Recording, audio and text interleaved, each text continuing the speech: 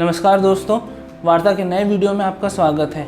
आज हम एक बहुत ही कंट्रोवर्शियल मुद्दे पर वार्ता करने जा रहे हैं। आजकल सुनने में आ रहा है कि हमारे देश में कोयले की बहुत ज़्यादा शॉर्टेज हो रही है, जिसकी वजह से पावर कट होने की संभावना हो सकती है। और इस मुद्दे को लेकर एक बार फिर स्टेट गवर्नमेंट और सेंट्रल गवर्नमेंट आमने सामने आ खड़ी हुई है। तो चलिए इस मुद्दे पर वार्ता करते हैं।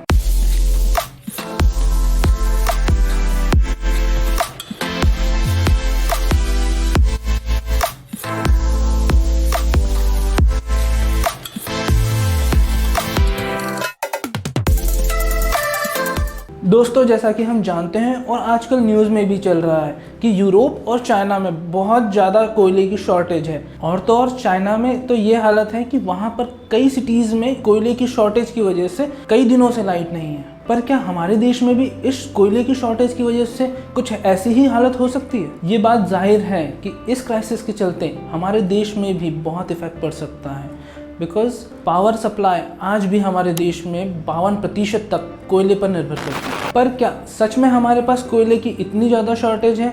इसके बारे में कुछ कहा नहीं जा सकता। अगर हम दिल्ली के डेप्यूटी सीएम मनीष सिसोदिया या ऊर्जा मंत्री सत्येंद्र जैन की माने तो देश में कुल 4 या 5 दिनों का ही कोयले का स्टॉक बचा हुआ है। और स्टॉक खत्म होने से पूरे देश में बिजली की आपूर्ति नहीं हो पाएगी। और वहीं दूसरी ओर देश के ऊर्जा मंत्री आर.के. सिंह का कहना है कि पहले देश के हर पावर प्लांट में 15 से 20 दिन का स्टॉक हुआ करता था, जो कि अब 4 से 5 दिनों में सिमट गया है। और इसका कारण उन्होंने ये बताया है कि देश में बिजली की खपत बढ़ी है और उनके अनुसार ये बहुत अच्छी बात है। पर यहाँ कौन सही है कौन गलत, अगर हम इस बीच में पढ़ने लगे तो हम भी पॉलिटिकल बायस्ड हो जाएंगे। इसीलिए हमको इनके बीच में पढ़ना ही नहीं है, बल्कि हमें इस चीज़ पर वार्ता करनी चाहिए कि यदि यूरोप और चाइना जैसी कोल क्राइसिस हमारे देश में भी आ जाती है तो हम क्या करेंगे। जबकि हैरानी की बात यह है कि कई देश natural gases, nuclear energy, solar energy और अदर रिन्यूएबल रिसोर्सेज को बढ़ावा दे रहे हैं। वैसे ही क्यों ना हम लोग